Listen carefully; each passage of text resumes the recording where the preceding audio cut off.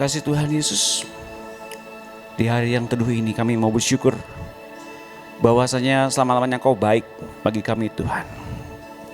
Kami kesampingkan semua perkataan-perkataan sekitar kami, bahkan di hati kami. Hari zaman yang susah seperti ini, kami sekarang kesampingkan. Kami mau ganti dengan damai sejahtera-Mu, sukacita-Mu, pembenaran yang Kau adakan. Di tempat ini hanya ada kerajaan Allah yang berkuasa. Dan firman serta kebenarannya yang memerdekakan kami, melepaskan kami, memulihkan kami.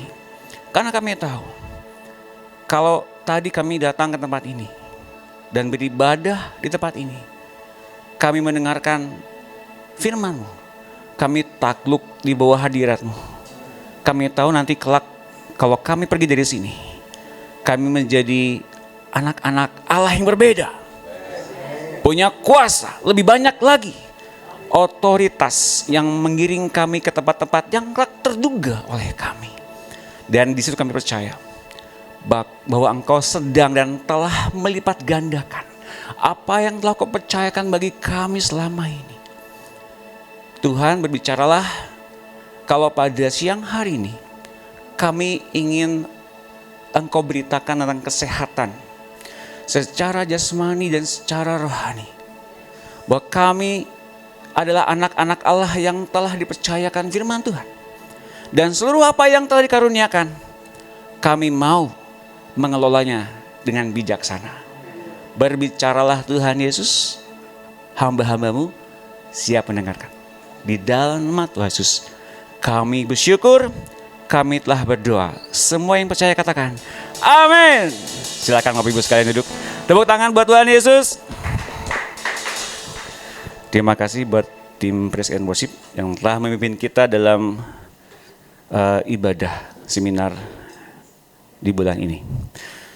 Shalom semuanya. Ini hari pertama saya datang dengan istri di tempat ini. Salam kenal. Nama saya Doni Yunus dari Bandung. Bandung jauh ya, dekat. Nggak tahu kenapa saya dipercayakan firman Tuhan temanya tentang healthy servant. Jadi ini seperti profetik ya. Mungkin saya mesti mewakili semua yang sehat-sehat di muka bumi ini, terutama di RTM ini, untuk memberitakan tentang kesehatan. Kita adalah anak-anak Allah yang sehat, amin. Dan kita adalah hamba Tuhan yang sehat, amin. Dan bukan cuma sehat secara rohani, tapi juga sehat secara jasmani. Nah, judulnya Healthy Servant, Sustainable Ministry. Saya baru menemukan perkataan sustainable. Apa itu arti sustainable? Kalau dalam bahasa Inggrisnya tuh ya, itulah pokoknya ya. Artinya siap dipertahankan dan dilanjutkan terus menerus. Tapi ada satu perkataan to be maintained. Artinya apa? Terpelihara. Kalau AC kan dipelihara tiap 3 bulan sekali dicuci ya, biar kotoran-kotorannya keluar dan jadi dingin lagi. Nah kalau manusia pun kita sebagai hamba Tuhan tuh ternyata harus to be maintained. Dipelihara. Apa yang dipelihara? Nah oleh karena itu kita bisa lebih jelas lagi secara global, kita akan bukan cuma secara rohani, tapi juga secara jasmani. Jasmani dan rohani ini penting teman-teman, Bapak Ibu sekalian. Karena seimbang dan berdampingan, tidak bisa kita, kan saya kan hamba Tuhan full timer ya, saya kan gak usah merhatiin yang jasmani ya, perkatakan dalam alam roh gitu ya. Enggak, mesti seimbang, jasmani juga mesti mengalami breakthrough. Nah selama setahun ini kita sedang mengalami seluruhnya breakthrough. Katakan amin. Amin. Nah jadi perkataan sustainable itu adalah siap dipertahankan dan dilanjutkan terus menerus. Apa yang dipertahankan dan apa yang dilanjutkan terus menerus? Mari kita lihat berikutnya. Nah, yang akan kita bahas adalah tema seluruhnya akar yang dalam. Ini akar yang dalam ini apa? Nanti kita akan bahas. Lalu kemudian kita juga belajar tentang bikin hati yang damai. Dan juga kita masuk dalam area, kita ini masuk ke dalam berbagai tekanan kehidupan lah, tekanan sekeliling kita lah. Banyak yang bilang ya hari ini, hari gini Kita dimintain tolong, hari gini minta tolong sama gue. Lu pikir? Gitu ya. Hari gini, banyak orang bilang hari gini berarti ini zaman susah apa? Enggak sih. Kita melihat bahwa kalau lihat Tuhannya, enggak susah kok. Lihat Tuhannya tuh, Tuhan buktikan buktikan kasihnya, penyertaannya. Bukan cuma kitanya yang berupaya, tapi Tuhan tunjukin jalan. Katakan amin. Nah, oleh karena itu dalam bab yang ketiga nanti, sub yang ketiga tadi, nanti akan saya bagikan lebih dalam tentang bagaimana kita bisa tahan tekanan. Dan yang keempat, kita pada akhirnya, kita tahu, ngerti semua itu ada tujuannya. Mengapa kita mesti ditanam di akar yang dalam, kemudian kita bisa punya hati yang damai, kemudian kita mesti tahan dalam tekanan. Kita jadi ngerti, oh semua itu ada tujuannya. Alias kalau kita diberikan satu bentuk penderitaan, jangan asal sengsara. Perkatakan sekali lagi, kalau kita menderita di dalam Tuhan, jangan asal sengsara. Pasti ada tujuan ilahinya. Nah, mari kita lihat sub yang pertama dulu, akar yang dalam. Kalau akar yang dalam berarti tanaman yang sedang ditumbuhkan itu berupa benih dulu. Benih kecil, dilepasin cangkangnya, ditanam dalam tanah. Prosesnya bertumbuh, kata Paulus ya, orang-orang nggak tahu. Prosesnya bertumbuh tuh nggak tahu. Pecah kulitnya kapan, ada sprouting ke dalamnya kapan, berakarnya kapan, tuh orang-orang nggak tahu. Kenapa? Karena di bawah tanah. Nah, saat dunia menilai buah, mana lo buah lu? Mana orang-orang yang lu doain? Mana jiwa-jiwa yang dimenangkan oleh Tuhan lewat hidupmu? Mana? Cuma segini doang. Saat dunia menilai buah, pastikan kita mengerti Tuhan tuh bentuk akar yang dalam. Orang-orang nggak tahu. Perubahan hati kita yang kita alami bersama dengan Tuhan tuh orang lain nggak usah tahu juga. Dan kalau kita ingin punya validasi dari orang, afirmasi dari orang, ujung-ujungnya apa? Gitu doang yang lu banggain. Kenapa coba? Karena kita sedang ingin dinilai, orang nilai kita berdasarkan apa yang mereka lihat. Otomatis standarnya tentu saja berbeda dengan apa yang Tuhan standarkan. Kalau kita merasa di bawah mereka, ya wajar karena mereka sedang menilai kita. Jadi jangan pernah minta penilaian manusia, apalagi penghakimannya. Katakan amin. Katakan Tuhan bentuk akar yang dalam. Dan musim yang tersembunyi di dalam Tuhan atau dipendam itu musim yang termahal. Mari lihat gambarnya. Belum sebelumnya. Nah, itu kayaknya tua banget ya tuh pohonnya. Berdasarkan apa? Sproutingnya. Berdasarkan akar yang ditanamkan di dalamnya. Itu tua banget, kira-kira berapa tahun? Lebih lah, mungkin ini 3 tahun lebih. Nah, proses untuk mencari si akar ini, oksigennya, airnya, nutrisinya, ini mesti benar-benar cari mana ada air di dalam tanah yang mesti ia dapatkan untuk akhirnya bertumbuh. Kita ngerti ini sejak dulu kala. Tapi di samping kanannya ada harta yang dipendam dalam tanah. Kalau nonton sering bajak laut, pasti tahulah ini ya. Ini ada peti harta karun peninggalan zaman Ming, katakanlah begitu. Tapi kenapa saya bilang harta dipendam? Saya mau ajak kita lihat ini. Ayat berikutnya. Kita mengerti Tuhan ingin kita akar yang dalam. Jangan cuma ingin berakar saja. Karena kalau cuma ingin berakar saja, dalam Yesaya 40:24, baru saja mereka ditanam, baru saja mereka ditaburkan, baru saja cangkok mereka berakar di dalam tanah, sudah juga ia meniup kepada mereka sehingga mereka kering dan diterbangkan oleh badai seperti jerami. Tidak cukup nutrisi yang baik, tidak cukup kehidupan yang baik, asal tumbuh aja, Dunia ingin buah, orang-orang tunjukin buahnya. Kalau kita makan buah durian lah yang paling enak ya. Duriannya bijinya gede, dagingnya kecil, sepet, dinikmati nggak? Pengen buah mangga arum manis yang manis. Tapi baru 3 bulan kita petik, dapatkah kira-kira kita bisa mendapatkan buah arum manis yang manis? Kira-kira dibuang sama kita? Ya apa sih? Sama. Orang juga kalau ingin makan buah tuh yang enak. Yang kerasa Tuhannya. Bukan kerasa kitanya. Selamat datang, Shalom. Ya, puji Tuhan. Kiranya bulan depan penuh ini, tempatnya akan penuh semua. Kursi akan penuh sampai dengan keluar-luarnya melimpah-limpah. Dan bikin gedung yang baru. Dalam nama Tuhan Yesus. Tepuk tangan buat Tuhan Yesus. Ya, percayakah kita ayat ini muncul? Wah, ada ayatnya. Jadi nggak asal bertumbuh saja, berakar saja. Kenapa? Karena belum sampai standarnya Tuhan.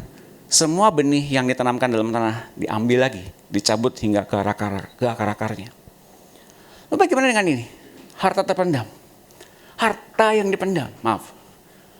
Matius 13:44. Hal kerajaan sorga itu, kita baca sama-sama ya. Seumpama harta yang terpendam di ladang, yang ditemukan orang, lalu dipendamkannya lagi.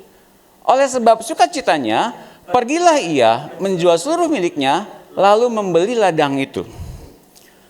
Saya bertahun-tahun baca ayat ini. Ini melambangkan kita menemukan Kristus.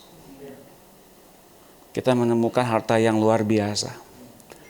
Just only one. My Lord, my Savior. Wah, gitu ya. Lalu saya pagi-pagi itu berseteduh jam 4 subuh.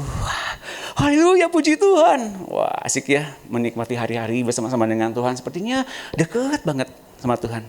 Asik ya. Ketika berdosa, kok rasanya jauh dari Tuhannya. Jauh banget Tuhan itu ya. Apa yang salah?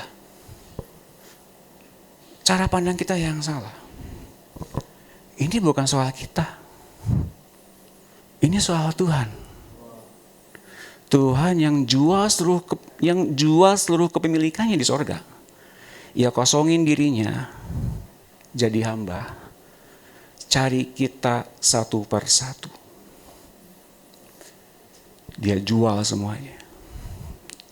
Habis nemuin kita nih, dibilang berharga. Saking berharganya itu hidup, dia pendamkan lagi dalam tanah. Tanahnya dia beli dengan darahnya.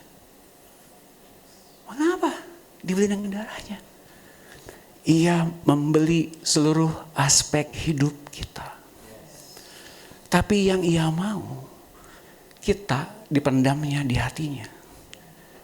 Oleh karena itu pada saat pertama kita mengenal Tuhan, mungkin akan dibilang sangat banyak teguran-tegurannya, nasihat-nasihatnya. Kenapa? Karena kita masih berakar kuat. Mungkin kita sepertinya menjadi orang yang terkurung. Next. Terkurung. Gak boleh ini, gak boleh itu. Cabut antena TV, nggak boleh lihat televisi, nggak boleh lihat bioskop, nggak boleh kemana-mana. Jadi kutu buku, baca buku rohani, baca Alkitab, berseteduh, berpuasa. Terkurung. Dan kita rasa kita udah semakin kudus dalam Tuhan. Sebetulnya bukan itu yang Tuhan inginkan. Ketika kita dipendam Tuhan, bukan berarti ia lebih suka memilih hambanya yang lain. Kemudian kita lihat, kok orangnya cepat berbuah, kok orangnya cepat dipakai Tuhan, lah kok gue kok gini-gini terus. Kok seakan-akan kita sepertinya diasingkan dari dunia ini. Orang-orang banyak punya multiplikasi yang luar biasa, punya jemaat yang luar biasa, punya kubu-kubu doa yang luar biasa, punya jemaat gereja yang banyak di mana-mana di tiap kota. Kita jadinya iri hati. You know what? Akarnya tuh belum tumbuh. Tuhan sedang bangun di tempat yang terlindung, yang tersembunyi. Dan dalam tempat tersembunyi itu tuntunannya sangat jelas sebetulnya. Kenapa? Ia kesampingkan hiruk pikuk dunia untuk ia menemukan akhirnya siapa sih kekasih hatinya yang sesungguhnya. Karena itu wajar nggak kalau kemudian dikatakan dalam Alkitab nih? Next. Dikatakan dalam Alkitab, Tuhan Yesus sebelum milih murid-muridnya yang ia sebut rasul, ia berdoa dulu semalam-malaman. Berdoa semalam-malaman. Sampai di siang hari, ia kemudian pilih rasul-rasulnya. Di sekian banyak orang yang ikut dia pilih 12 jadi rasul. Selebihnya nggak dipilih. Siapa yang nuntun? Bapaknya. Mengapa ia perlu berdoa semalam-malaman? Ia memahami, ia butuh waktu khusus agar akurasinya jelas. Yesus saja butuh akurasi, apalagi kita. Nah, teman-teman, kalau kemudian dia mendapati Petrus seperti ini, percayakah kita ketika murid pertama yang datang ke Tuhan Yesus itu siapa? Andreas, murid Yohanes Pembaptis. Andreas bilang sama Yohanes dan kepada Petrus, ada Mesias. Dia nggak percaya, datanglah. Dia nggak mau ikut duluan. Ketika dibilangin tentang siapa Yesus gitu, Petrus belum mau ikut. Nah, ketika pas pagi-paginya Yesus khotbah di pinggir pantai, ini Petrus lagi membereskan jala, habis menjalaikan semalaman dan tidak dapat ikan. Tiba-tiba Yesus ketika berkhotbah itu, dia pilih perahu yang ia anggap paling menarik. Mengapa paling menarik? Bukan paling indah, bukan paling banyak berkat, tapi paling sial. Anggap teman-teman, paling sial, paling mengenaskan, paling gak ada untungnya. Dia naik ke perahunya, lalu kemudian Petrus tebarkan jala. Setelah sekian lama, semalaman ini kami menjalaikan. Kami gak mendapatkannya, tapi kalau engkau yang menyuruhnya, aku memulakannya. Dan ketika ia tebarkan jala itu, ikan-ikannya dapat. Dan dia menangis. Tuhan, pergilah daripada aku orang yang berdosa. Mulai hari ini, aku akan jadikan kau penjala manusia. Jadi belum dipilih. Mesti dibuktikan, Petrusnya ikut Tuhan Yesus enggak? Ikut. Sampai dipilihnya dia di gunung itu. Jadi ketika kita ikut Tuhan, kita berpikir ada berkat, ada penyelamatan, ada limpah kasih setia Tuhan. Mungkin sekian waktu lamanya baru kerasa. Mungkin sekian waktu lamanya baru terbukti Tuhan itu luar biasa ajaib dan nyata serta hidup. Tapi langkah-langkah iman kita mungkin belum mendapatkan itu semua.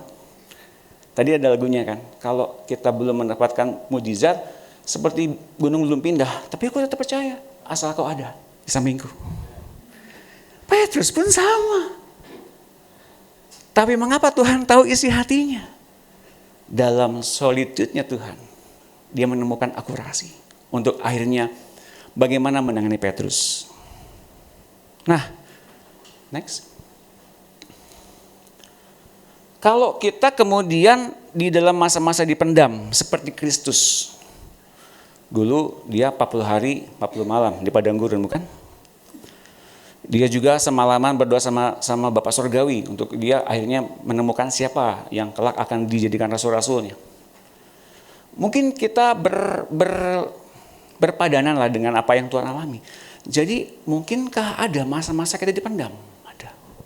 Ditanam di dalam tanah yang paling dalam, nunggu akarnya merambat sampai dengan ke dalam tanah yang paling dalam dan mendapatkan sumber air yang cukup untuk tumbuh. Tapi kita berpikirnya sampai kapan? Kapan dipendam terus? Kan gue pengen dipakai. Pakai Tuhan. Berdoa, berpuasa. Belum. Kenapa? Mungkin kita akan berteriak kapan? Tapi tahukah teman-teman yang Tuhan inginkan adalah tapi lakukan apa saja yang seharusnya dilakukan Apa yang kamu lakukan, lakukan dengan sebaik-baiknya. Ini bukan soal disiplin, tapi ini habit. Apa habitnya? Karena apa yang kita lakukan setiap hari secara rutinitas yang seolah-olah membosankan, tapi itu menentukan sebesar apa nantinya kepercayaan Tuhan yang akan Tuhan berikan kepada kita. Next. Ini ya. Rutinitas sehari-hari yang sedang Tuhan lakukan kepada kita. Berdoa, bersatu di jam 4 misalnya begitu ya. Satu dulu lagi jam 10 sebelum tidur, berdoa syafaat sama istri sama suami. Pegangan tangan, chatting. Kapan dipakainya sih? Kok gini-gini aja gitu ya. Tapi tahukah teman-teman, Daud pun ngalami begitu. Coba lihat. Next. 1 Samuel 17 ayat 28. Ketika Eliab kakaknya yang tertua mendengar perkataan Daud kepada orang-orang itu, bangkitlah amarah Eliab kepada Daud sambil berkata, "Mengapa engkau datang? Dan pada siapakah kau tinggalkan kambing domba yang 2-3 ekor itu di padang gurun?" Daud kan dekat dengan Tuhan ya, sejak dia menggembalakan domba dan kambing itu. Tapi Eliab kakaknya bilang, "Aku kenal sifat pemberanimu dan kejahatan hatimu." Kok jahat? Eliab kok nganggap Daud jahat, kenapa? Engkau datang kemari dengan maksud melihat pertempuran. Jadi Daud dipercayakan oleh orang tuanya menggembalakan 2-3 ekor kambing. Bukan 23, bukan 23, mungkin beberapa. Kalau dalam Alkitab terjemahan bahasa Inggris beberapa. Kita nggak tahu berapanya. Tapi yang pasti Daud ini tidak masuk hitungan orang-orang yang dipilih oleh ayahnya untuk dimajukan kepada Samuel. Untuk dipilih jadi seorang raja. Pengganti Saul. Dan bahkan kakaknya pun menganggap Daud orang jahat.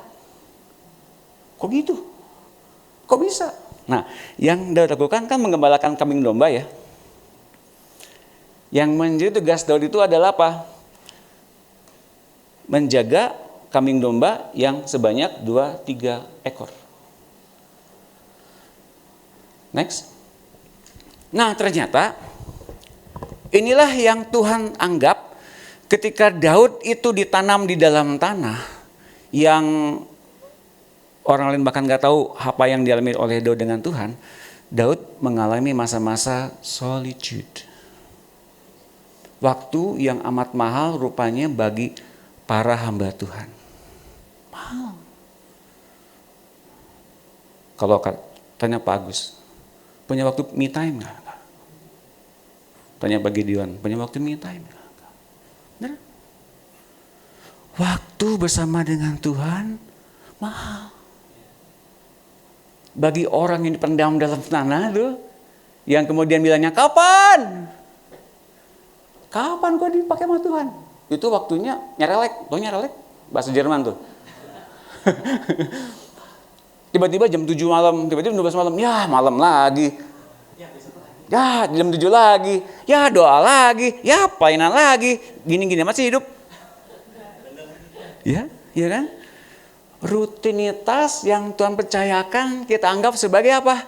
Biasa-biasa aja. Gak ada faedahnya. Di gereja cuma berapa orang sih ibadah? Pengerja gini-gini juga orangnya, misalnya begitu. Kita nggak paham arti solitude. Dalam masa-masa pendalaman, dipendamnya Tuhan, dipendamnya kita oleh Tuhan di dalam tanah itu masa-masa yang mahal. Di mana hati kita dibentuk. Sesuatu yang kita kerjakan seperti melakukannya untuk Tuhan, akan Tuhan balas dengan penghormatan melalui His glorification. Kemuliaannya. Contohnya apa Pak? Kalau Daud kan gembalain domba dan kambing. Kita apa Pak contohnya? Berdoa syafaat. Berdoa profetik. Lawat yang perlu dilawat. Ngumpulin jiwa untuk berfellowship. Kayak gitu. Semudah gitu Pak. Jangan lihat mudahnya. Ini susah. Susah, benar, serius. Yang ngalamin tahu. Tapi teman-teman, Ingat, yang paling penting adalah ketika kita melakukannya, hati, karakter, pikiran kita dibentuk. Bukan soal kita takut dihukum sama Tuhan, ya bukan. Tapi habit. Ya, betul ya. Nah, memiliki waktu yang intensif bersama dengan Tuhan dan melayani dombanya. Ingat waktu-waktu yang kita pakai bersama-sama dengan Tuhan dalam solitude-nya kita bersama dengan Tuhan. Bukan untuk kepentingan kita saja. Tapi untuk kepentingan jiwa-jiwa yang akan kita temukan nanti bersama-sama dengan Tuhan. Oke, nah mari kita lihat. Kita masuk ke dalam sub yang kedua. Tadi akar yang dipendam. Sekarang damai dalam keputusannya. Dipendam terus ya. Jangan dulu kemana-mana ya. Jangan ngomong sama siapa-siapa juga ya. Waduh. Pak, udah banyak rahasia-rahasia nih dari kerajaan Allah nih. Bikin podcast yuk. Jangan. Dipendam dulu. Nah, ketika Daud ketika diurapi jadi raja, berapa tahun kira-kira? Daud diurapi jadi raja, tapi kan dia belum mempunyai posisi raja. Dikejar-kejar sama mertuanya, gitu ya. Dikejar-kejar sama tentara Filistin. Berapa tahun kira-kira? Ya.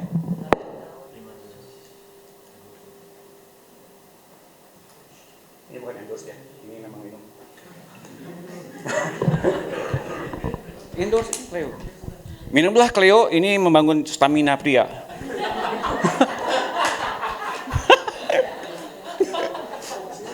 Oke. Baru ketahuan ketika ia mengalami hal yang sangat sulit dalam hidupnya. Daud melihat ketika habis berperang, istrinya, anaknya, dan istri tentara-tentaranya, rakyat-rakyatnya diculik. Dan Daud sangat terjepit, stres. Hingga kemudian rakyat mengatakan hendak melempari dia dengan batu. Karena seluruh istri-istri dan anak-anak mereka diculik. Tapi Daud menguatkan kepercayaannya kepada Tuhan Allahnya. Nah, saya temukan di dalam ayat berikutnya, di dalam ayat Daud menguatkan kepercayaannya kepada Tuhan. Next. David merasa dikuatkan dan diberikan keberanian di dalam Tuhan Allahnya. Amplified Bible. Kalau dalam NET, David menarik kekuatan dari Tuhan. Wah, gitu ya. Apa tuh menarik kekuatan? Rupanya pengalaman dia bersama-sama dengan Tuhan di dalam solitude-nya dia ketika menggembalakan kambing dan domba dan ternyata menghasilkan banyak karya di kitab Mazmur. Daud menemukan bahwa Tuhan adalah tanduk keselamatannya. Next. Daud percaya Tuhan tidak akan mengecewakannya. Meskipun tampaknya orang-orang ingin membunuhnya. Tadi dikatakan bahwa ketika dalam masa solitude, kita masih ngejar apa? Bukan durasi lamanya ibadah, saat teduh, baca Alkitab sebanyak apa, tapi soal intensivitas. Intensif, berulang-ulang. Bukan durasinya, tapi kekerapan kita mengerti dan melaksanakan firman-Nya. Soal kualitas ini, bukan soal durasi. Dan Daud tahu persis perasaannya bisa larut di dalam suasana dan kondisi yang rapuh kelak. Tapi apa yang dilakukan Tuhan atasnya, perhatikan ini. Tapi bukan yang Daud lakukan, tapi apa yang Tuhan lakukan kepada Daud atasnya. Dalam saat-saat teduh, itulah yang ia gunakan.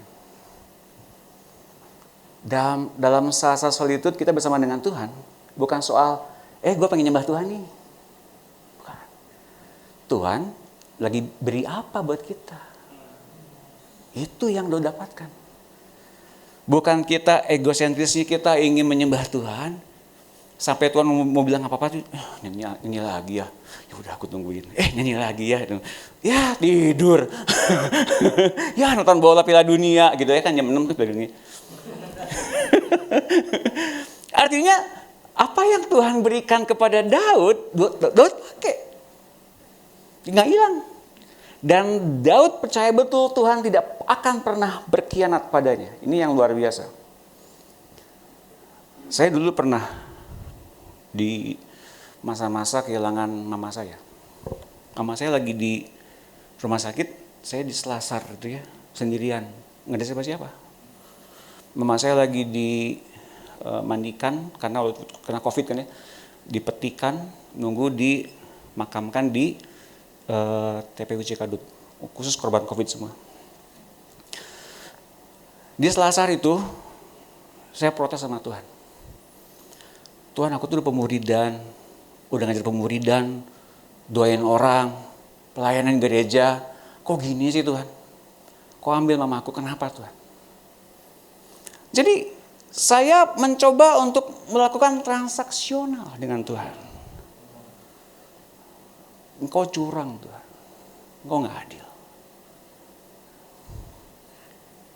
Salah gak saya bilang begitu? Saya bilang gak salah, ya kan saya berhak. Saya udah lakukan buat Tuhan kok. Tuhan kok gak lihat saya sih? Sampai akhirnya ngerti apa yang sedang Tuhan kerjakan dalam diri saya ngerti. Sejak saat itu, 3 hari kemudian baru saya ngerti. Dan sejak 3 hari kemudian itu, baru saya diubahkan Tuhan. Berulang kali diubahkan Tuhan. Nah, kalau kita lihat bahwa apapun yang terjadi sekeliling kita, yang bilang hari gini bensin mahal, beras naik, beras berapa kali kita mendapatkan kok banyak batunya, mereknya sama, banyak batunya gitu ya. Saya nggak bilang ini buat merek lah. Tapi memang sekarang ini begitu, banyak orang mentrik agar semuanya bisa dengan harga yang sama, tapi kualitasnya diturunin dikit ya. Tapi ya udahlah, nggak apa-apa. Toh ada waktu buat istri saya cuci-cuci bersih berasnya. Saya mah nggak pernah nyuci-nyuci saya. Nah, ketika kita mengalami semuanya sekeliling kita, ingat akar damai sejahtera kita berakar kepada siapa? Suasana, keadaan, atau orang yang diubahkan, presiden yang diubahkan, wali kota yang diubahkan, nggak ada. Terima kasih Ibu. Ya, endorse. Oh puji Tuhan. Ada bakso tahunya nggak? Nggak bercanda. Saya nggak makan bakso tahu. Batagor iya. Kalau Batagor makan saya. Ya. Kita sekarang mengerti bahwa akar damai sejahtera itu adalah sumber kekuatan kita yang di dalam Tuhan. Bukan suasana keliling kita, bahkan kita menghendaki orang diubahkan. Satu-satunya yang paling mungkin diubahkan adalah kita dulu. Bukan orang lain. Katakan amin. Lukas 1 ayat 28. Ini saya temukan ayatnya dalam Alkitab. Kenapa Daud menyebut Tuhan sebagai tanduk keselamatan. Terpujilah Tuhan Allah Israel, sebab ia melawat umatnya dan membawa kelepasan baginya. Ia menumbuhkan sebuah tanduk keselamatan bagi kita di dalam keturunan Daud, hambanya itu. Daud menemukan Tuhan adalah tanduk keselamatannya. Nah, tanduk keselamatan ini tuh adanya di mana sebetulnya? Adanya di bait suci. Pertanyaannya, apakah Daud pernah ke bait suci? Nah, saya nggak tahu. Alkitabnya yang mencatat. Suatu kali pernah ada seseorang jenderal Daud, namanya Yoab, berkhianat membunuh Abner dan Amasa.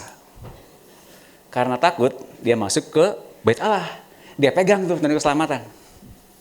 Si Benaya di belakangnya dia udah siap-siap pegang dia, mau mancung gitu ya. Kiranya Daud, kiranya hamba Tuanku Salomo mengampuni aku. Enggak, anjung juga akhirnya sama Benaya.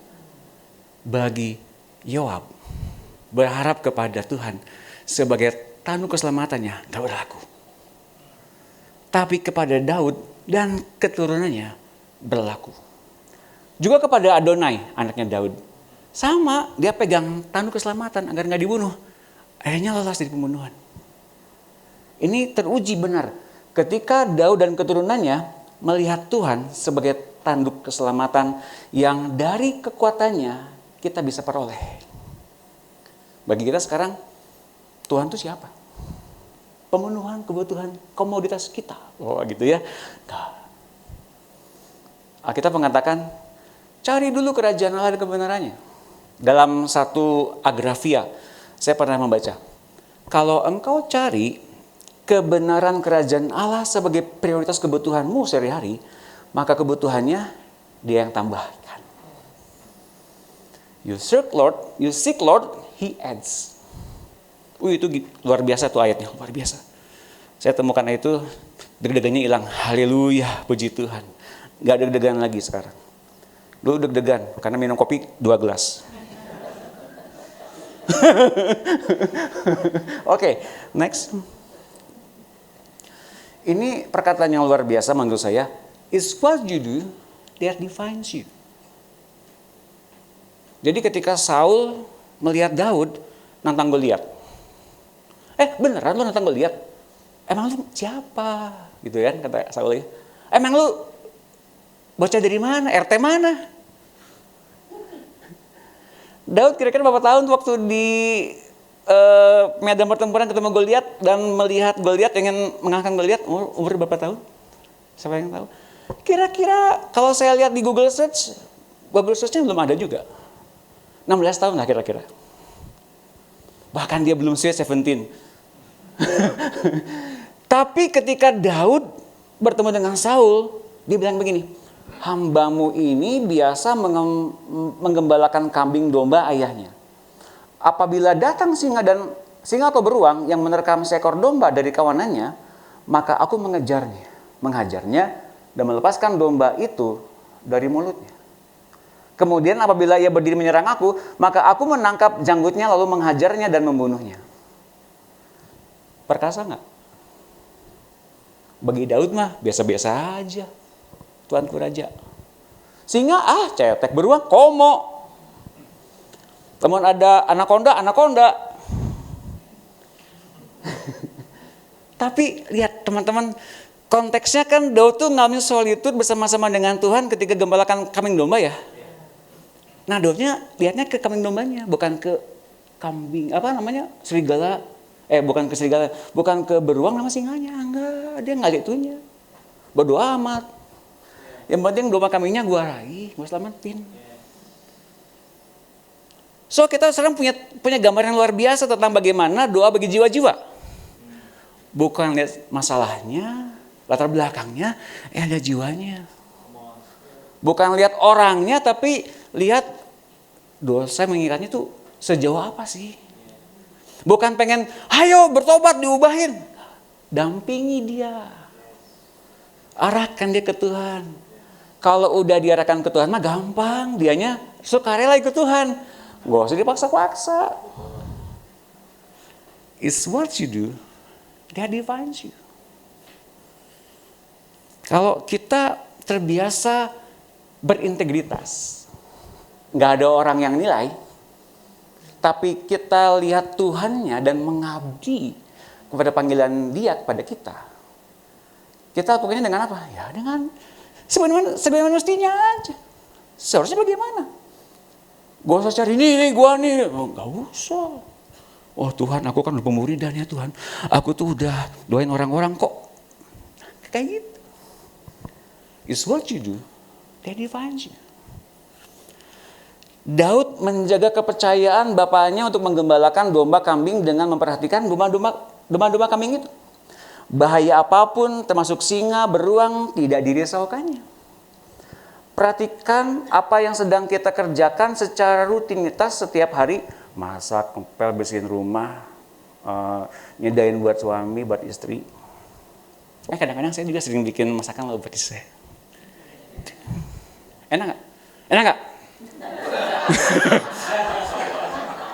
Awas loh kalau nggak enak. Masakan apa yang paling kau kangeni dari masakanku? Hah? Bala-bala. Oh. Yang bilang-bilang kan gue makan gorengan, woi.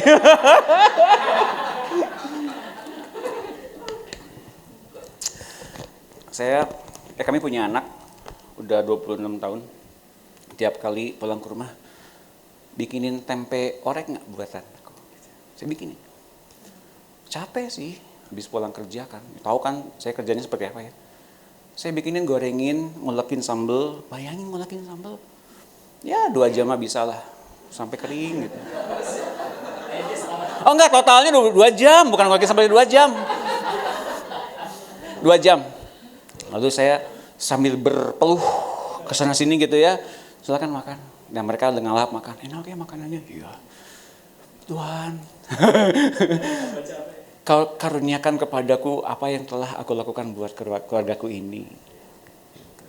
Kenapa? Karena ini pengabdian saya sebagai seorang suami. Bukan cuma menuntut istri saya untuk sediain makanan. Lebih banyak dia sih sebetulnya dibanding saya ya. Tapi saya berusaha untuk membagikan apa yang saya dapatkan dari bimbingan mama saya. Sokolah nanti kau ke Bandung lah bikin sambal. Saya bikinin teman-teman ya. Sambal buatan saya bukannya nyombongin ini mah, bukan nyombongin. Katanya sih enak, kata cucu saya. Enak lah. Sundaan. Jabaningnya pakai pada berem sama jamba roti. Kuyek. Pete, itu juaranya. Pete. Nah, next, ini kapan khotbah selesainya sih? Oke. Ini bagian saya nih. Build under pressure. How is my pronunciation?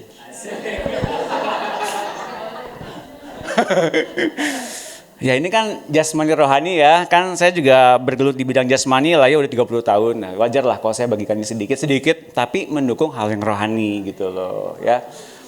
Hipertrofi otot itu adalah secara fisiologis otot membesar sebagai adaptasi terhadap stres mekanis akibat latihan beban. Itu kata Google, cek saya kata Google yang cek kurang lain.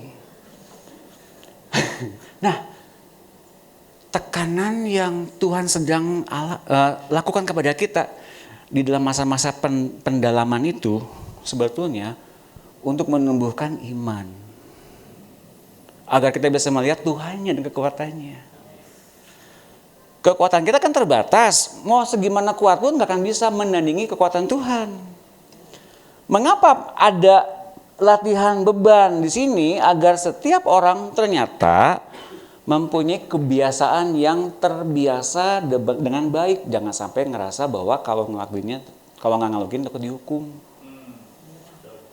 Kita mungkin berpikir pernah seperti ini ketika kita lakukan hal yang salah sedikit, Tuhannya sepertinya jauh dari kita. Atau kitanya nggak layak ya. Udah sekian lama hidup kudus, ternyata berdosa lagi. Berarti saya ini gagal dong ya. Enggak. Yang salah tuh ininya. Kita ngerasa under pressure untuk ditekan, berbuah lebat. Sebetulnya nggak kayak gitu. Untuk menjadi anak-anak Allah yang bersinergi dengan sorga.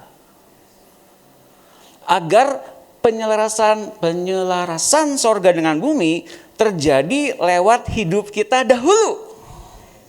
Secara jasmaniah. Kebiasaan yang kita lakukan secara terprogram di dalam alam bawah sadar dan alam sadar terlatih juga di wilayah juga rohani.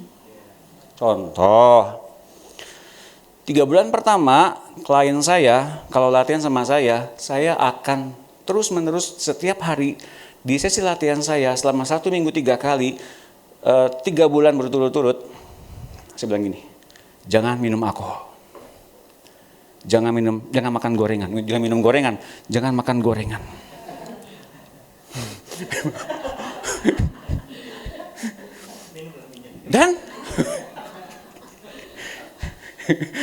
Dan yang terjadi ketika mereka mencoba minum alkohol, gila, gue ingat sama si Kos Doni, ngerasa bersalah gue. Besoknya latihan lagi. Dan dia ngerasa bahwa apa yang saya lakukan ini, buat dia ngaruh banget. Merubah cara pandangnya dia. Jadi kalaupun mereka lagi lihat live music, di tempat-tempat seperti itu kan mereka jualnya alkohol ya. Orange juice 1. Ini serius. Kata teman saya ini malah, ini kata saya. Saya mah gak pernah masuk kayak gitu-gitu. Orange juice 1. Oh, teman-temannya pada ngetawain. Nah, ini mana jadi minum orange juice? Wah, kan gue sekarang jadi weight training. Oh. You see? bukan under pressure lagi. Ganti habit. Dan kalau kemudian yang terjadi, serat ototnya mengalami tebal dan padat, badannya berubah nggak? Berubah. Jenis ini meningkatkan kekuatan murni otot secara signifikan. Sebetulnya yang sedang dilatih apa? Landasan, kebiasaan, habit, cara pandang, cara hidup diubahkan. Gitu loh. Nah, tools yang saya gunakan dalam berlatih. Mumpung ada waktu 4 minit slide, saya minum dulu. Toolsnya adalah alat fitness, tentu saja. Saya kalau nggak pakai alat fitness nggak bisa. Mesti pakai alat fitness. Jadi ada alat fitness, ada cermin, dan ada action kamera. Wah, si bapak sering selfie ya. Mungkin. Si bapak sering bikin konten video. Ya, mungkin bisa jadi. Tapi tahukah teman-teman, pada awalnya mungkin, memang awalnya saya mempunyai kebiasaan seperti begitu. Bikin konten video. Gua udah mendingan nih, bagus badannya nih. Udah berubah nih, udah ngurusin nih gitu ya. Pakai yang kamera ini dan cermin. Wah, asik banget gitu ya. Misalnya begitu. Tapi saya mau ceritain, pada awalnya, saya kan dulu atlet binaraga ya. Sekarang saya hanya melatih orang-orang untuk hidup sehat. Yang saya lakukan sekarang saya adalah mencicipi latihan yang paling berat sekalipun untuk kemudian mengatur ritme, memilih latihan komposisi yang terbaik untuk klien-klien saya. Segala penderitaan latihan yang berat-berat saya pernah lakukan. Untuk apa? Memilih yang paling pas untuk setiap klien saya. Setiap orang berbeda tipe-tipenya, tipe latihannya. Apa yang pahit buat saya? Apa yang berat buat saya? Apa yang lama buat saya untuk kemudian jadi badan lebih bagus? Buat mereka lebih manis, lebih cepat beres programnya, lebih cepat jadi. Karena bergantung dari pengalaman saya. Jadi mereka nggak usah ngalamin hal yang pahit lebih lama. Jatuh bangun dalam berbagai kegagalan diet. Jatuh bangun malasnya latihan seperti apa. Saya bisa bangun dan bisa saya tahu. Kamu cuma kurang tidur lebih cepat aja, coba tidur lebih cepat. Saya pengen tidur lebih cepat, gampang. Yuk latihan. Setengah jam beres, tidurnya jam 8 malam. Tanya istri saya. Ya? Latihan sama Habi itu enak, tapi nyebelin. Kenapa? Bikin capek. Ya? Ya, bener.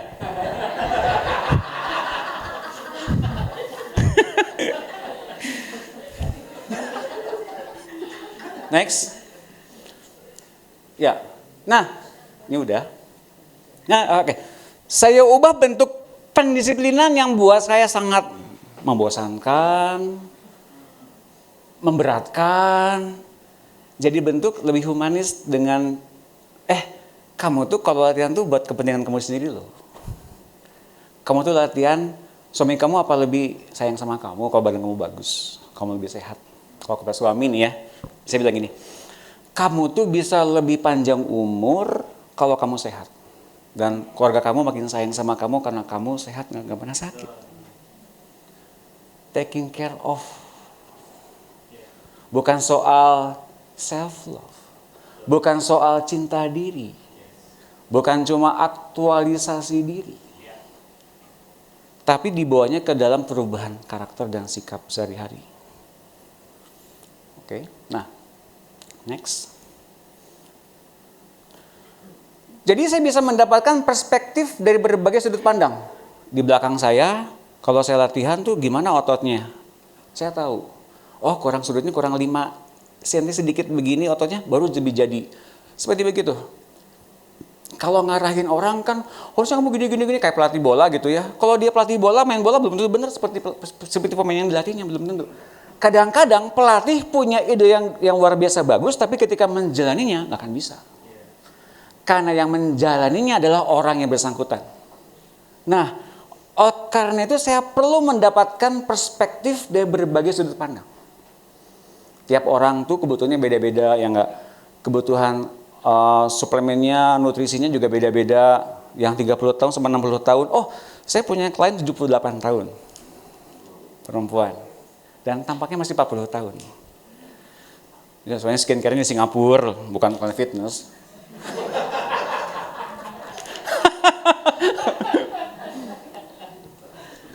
Tapi serius bener. 78 tahun dan udah latihan sekitar 25 tahun sama saya. Jadi dia hanya latihan sama saya, nggak sama yang lain. Dan cuma setengah jam. Ingat Doni, cuma setengah jam. Oke. Asal cuan we nya. Nah, menentukan pola latihan setiap orang, setiap individu, orang yang kita gembalakan sesuai dengan komposisinya. Kebutuhannya apa? Jadi orang-orang yang berhadapan dengan kita itu orang-orang yang dari berbagai macam latar belakang, kita punya mekanismenya kan, punya panduannya di pemuridan. Alah gampang ini mah, dia bilang gampang dulu, dengerin dulu. Kebutuhannya apa? Bisa jadi ketika didengerin, kayaknya gue tuh cocok sama lu ya. Gimana kalau kita latihannya saya bayar langsung 2 tahun aja gitu. Ada yang begitu. Ada. Dari apa yang kita paparkan, orang bisa lebih mengerti maksud dan tujuan mengapa kita menderita. Jadi, usah sengsara, tapi melatih diri, akhirnya nemuin siapa Tuhan dan sumber kekuatannya mereka. Mana yang kurang kelatih, diperhatikan pertumbuhannya lebih detail dengan pelatihan yang lebih presisi, menghemat waktu. Ini kan jasmaninya seperti begini, secara rohaninya, orang-orang yang akan kita bina nanti dalam bidang-bidang rohani, orang lebih cepat mengerti tujuan kita mengapa sih mesti mengalami ini semua. Yang penting bukan cuma pendisiplinannya, tapi merawat dirinya. Jadi saya mengerti ketika saya berlatih dalam under pressure seperti tadi itu, next, kita mengerti tujuannya bukan tentang si aku. Kita sedang mendalami peran sebagai orang yang dipendamkan lagi dalam tanah dan sampai mengakar kuat, itu bukan tentang si akunya. Tapi tentang siapa? Jiwa-jiwa yang kelak kita menangkan di luar sana kelak. Apa yang bisa berhasil untuk saya, bisa berhasil juga untuk mereka juga. Apa yang pernah gagal dalam diri saya, tidak usah mereka alami. Mereka tahu beres, tahu jadi, dan puas dalam Tuhan. Bisa jadi proses yang dibutuhkan untuk mencapai target yang mereka inginkan lebih cepat tanpa mengalami trial error seperti yang saya lakukan. Jatuh bangunnya kita dalam kekecewaan kepada Tuhan gak usah mereka alami. Karena kita mendireksi hati mereka kepada Tuhan. Kalau kata Pak Agus tuh menavigasi hati mereka kepada Tuhan. Oleh karena itu, next.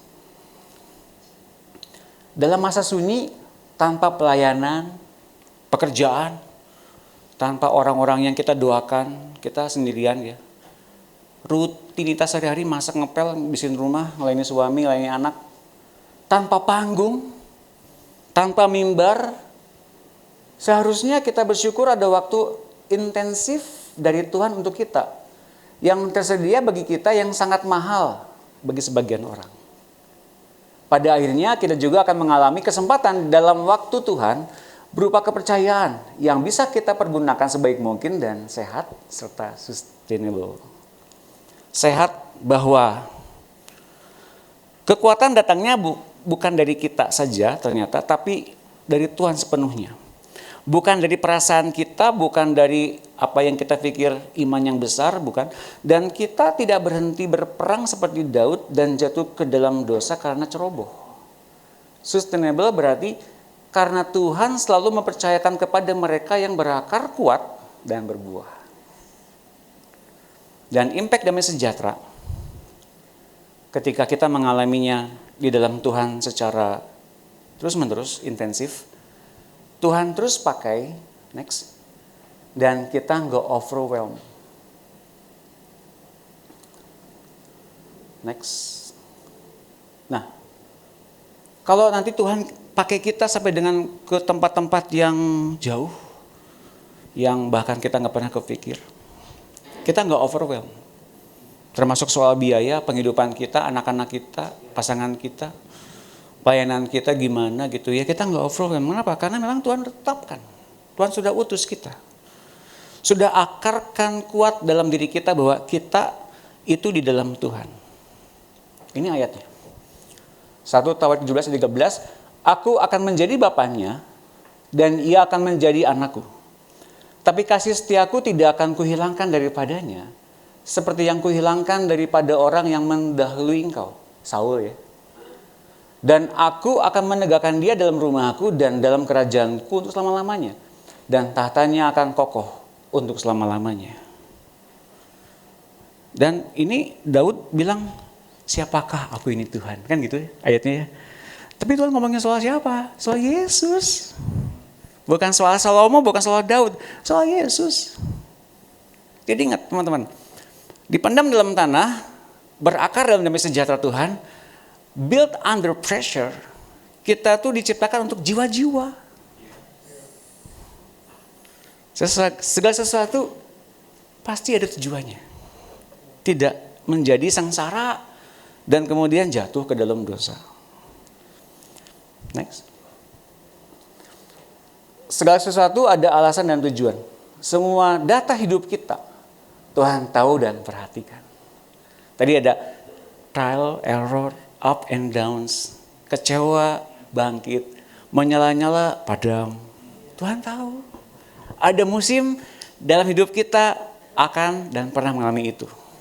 Tapi pastikan teman-teman sebelum nanti saya akhiri, pastikan kita mengalami cangkang pembungkus roh Tuhan tetap harus dipecahkan dan dibentuk indah. Dan ini memang gak mudah. Tanya selalu saat kita nanti digoncangkan, bahkan mungkin berulang-ulang. Tuhan mau ajar apa lewat ini? Bukan, kenapa aku Tuhan? Kenapa Tuhan? Karena pada faktanya, next. Lihat ini. 1 Samuel 18. Ini kan Saul lagi kerasukan roh jahat ketika Roh Kudus keluar dari diri Saul ya. Lalu dia cari pemain kecapi yang bisa menghibur dia. Si budaknya bilang begini, sesungguhnya aku telah melihat salah seorang anak laki-laki Isai, orang Betlehem itu, yang pandai main kecapi. Apa katanya? Ia seorang pahlawan yang gagah perkasa, seorang prajurit yang pandai bicara. Elok perawakannya seperti Doni Yunus. Salah. Oh, salah nih, Alkitab Jeban apa ini? Oh ya, dan Tuhan menyertai dia. Oke. Ini tuh ngomongin Daud pas kapan? Sebelum sudah lawan Goliat? Sebelum. Lihat lagi. Sudah sebelum? Sebelum lawan Goliat.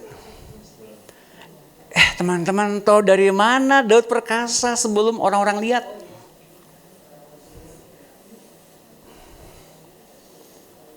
Ada orang yang bersaksi bahwa Tuhan menyertai Daud. Ada orang yang bersaksi ia seorang pahlawan yang gagah perkasa, seorang prajurit, pandai bicara, elok perawakannya. Siapa ngasih tahu? Tuhan. Itu bentuk glorification. Kemuliaan Tuhan menyertai Daud persis ketika Daud melakukan tindakan-tindakan rutinitas yang mungkin bagi banyak orang Israel nggak menyenangkan dibanding tentara yang berperang. Ini ada orang yang membangkitkan. Panggillah dia. Dan Daud menjadi orang kesayangan Saul. Dan Saul melihat Daud di peperangan. Baru kemudian muncul di 17-nya lawan Goliat kan gitu ya. Nah teman-teman, apa artinya di sini? Lihat gambarnya. Jadi sejak awalnya ia sudah memuliakan kita karena di dalam damai sejahtera yang ia nyatakan, di saat kita dipendam dalam itu, ia telah memberikan tempat terhormat.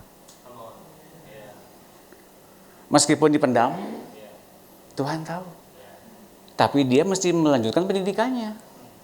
Meskipun tahu kita ini harta berharganya yang bisa dipakai luar biasa sama Tuhan, tapi mesti dipendam lagi. Jangan sampai orang tahu. Dan meskipun kita tampaknya protes, seperti terkurung, dipisahkan dari dunia, dipisahkan dari pekerjaan kita, seolah masih ngelayanin yang seperti ini, orang-orang seperti begini, nyebelin banget ya. Tapi Tuhan tunjukin kepada kita itu perlindungannya. Dan kita nggak usah mikir yang jauh-jauh. Dan dalam tekanan demi tekanan, kita tahu di depan sana ada jiwa-jiwa yang hendak dimenangkan. Jadi teman-teman, kalau kita lihat ayat ini, Roma 5 ayat 1 FIH. Saya bacakan ya.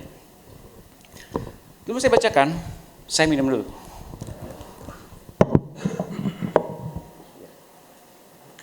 Percayalah ini luar biasa. Ya, puji Tuhan. Kita telah dibenarkan di depan Allah karena percaya akan janji-janjinya. Sekarang kita dapat menikmati damai sejahtera yang sesungguhnya dengan Dia. Karena apa yang dilakukannya oleh Tuhan Yesus Kristus bagi kita. Karena iman kita, Ia telah memberi kita kedudukan yang terhormat seperti sekarang ini.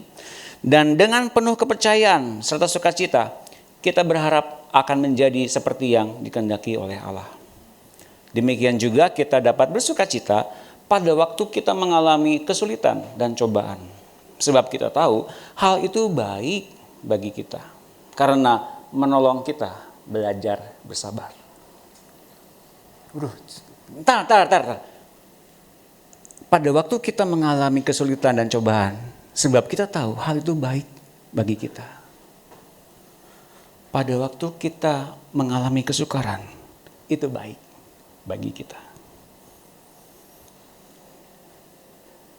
Luar biasa ya. Yang keempat. Dan kesabaran menghasilkan suatu watak yang kuat dalam diri kita, serta menolong kita supaya senantiasa lebih mempercayai Allah setiap kali kita bersabar. Sampai akhirnya pengharapan dan iman kita menjadi kuat dan teguh. Kalau sudah begitu, apapun yang terjadi, kita dapat hidup dengan tabah karena kita tahu bahwa segalanya baik. Pada akhirnya, keputusan Tuhan itu baik bagi kita. Katakan itu kepada Tuhan setiap kali kita mengalami musibah, kerugian, kesedihan, duka cita. Tuhan, ini baik bagi saya. Belajar untuk percaya sama Tuhan dan tetap dipendam oleh Tuhan. Meskipun kita mengalami perasaan yang goyah, perasaan yang campur aduk, tapi Daud menemukan justru di dalam tempat dan situasi serta season yang seperti itu, ia tetap percaya sama Tuhan. Karena dia ngalamin Tuhan. Dia ngalamin Tuhan sebagai sumber kekuatannya satu-satunya. Mari kita berdoa. Haleluya. Tuhan, hamba-Mu selesai bicara. Selanjutnya adalah Engkau sendiri yang menanamkan kami masing-masing di dalam pengaruh-Mu, di dalam eksistensi-Mu yang hidup dan nyata. Oh Tuhan, Engkau lebih nyata dan lebih jauh hidup lagi seperti yang tadi kami datang di tempat ini. Engkau bahkan meninjau hati kami masing-masing pada saat ini. Kalau kami masih memiliki hal-hal yang tentang bilang kapan, tentang bilang Tuhan kok gak adil, yang bilang Tuhan aku iri hati sama mereka yang dipakai Engkau luar biasa. Pada saat ini Tuhan, buktikan kepada mereka bahwa Engkau sedang menanamkan mereka di hati-Mu. Bahwa kami semua adalah harta yang Kau pendam khusus. Dan Engkau beli seluruh aspek kehidupan kami dengan darah-Mu. Karena kami tahu, kami sedang dilindungi. Kami sedang Engkau angkat tinggi-tinggi. Dan kami sedang belajar bahwa kami sedang mengalami kerendahan hatian, kelemah lembutan, sama persis seperti Engkau. Dan kalau dalam masa-masa sulit yang kami alami hari-hari ini Tuhan, buka hati kami, pikiran kami hanya kepadamu saja. Karena itulah yang sedang Kau pimpin, bahwa kami sedang mengalami Engkau yang hidup dan lebih nyata sebelumnya. Berdoa bagi kami semua anak-anak Allah tempat ini, khususnya di RTM Jabodetabek ini. Tuhan, adakan seluruh bangsa, suku, kaum, umat, bahasa datang ke tempat ini. Beribadah di tempat ini. Di tempat Pak Gideon membangun umatmu dan Pak Agus membangun umatmu di gerejanya. Bangun semua Jabodetabek ini penuh dengan kemuliaan Tuhan, yang penuh dengan akar yang kuat, penuh dengan buah yang lebat. Penuh dengan kekuatan rohani dan jasmani yang sampai dengan di akhir, di garis akhir tidak pernah padam. Kami ingin generasi ini dimenangkan. Jabodetabek ini dimenangkan. Kami tahu ini waktu putaran terakhir. Dan ini tahu, ini waktu-waktu yang menentukan tiba. Kami tidak ingin di under pressure dengan segala pendisiplinan yang memberatkan, tapi kami ingin mengabdikan diri lebih dulu kepada kepentingan sorga. Dan kalau kami pada saat ini menjawab dengan respon yang tepat seperti apa yang Kau inginkan, bahwa kami sedang membawa sorga ke bumi, maka jadilah sorga ini ada di bumi, sorga ini ada di aspek kehidupan kami seluruhnya, pekerjaan dan pelayanan kami, keluarga kami, rumah tangga kami, anak-anak kami, dan seluruh apa yang Kau percayakan, semuanya kerajaan Allah sepenuhnya. Hingga kami semua ini, ketika banyak orang melihat kami, mereka melihat Engkau. Kami tetap Kau sembunyikan, Engkau tetap pendam di hatimu. Dan kami mau lihat Engkau semakin dahsyat bekerja dalam kehidupan kami. Terima kasih Tuhan Yesus. Dan Roh Kudus, jaga hati kami tetap menerima senantiasa keajaiban demi keajaiban, mujizat demi mujizat, karena kami tahu ini adalah tahun pelipat gandaan mujizat dan kehidupan Kristus yang berlimpah-limpah. Kami ingin merespon dengan tepat seperti apa yang diajarkan pada siang hari ini. Bersyukur kami telah mengakhiri sesi ini, dan kami pulang bukan seperti kami datang. Kami pulang dengan sorak-sorai, kami pulang dengan bersukacita. Dalam nama Tuhan Yesus, kami mengucap syukur. Haleluya. Amin.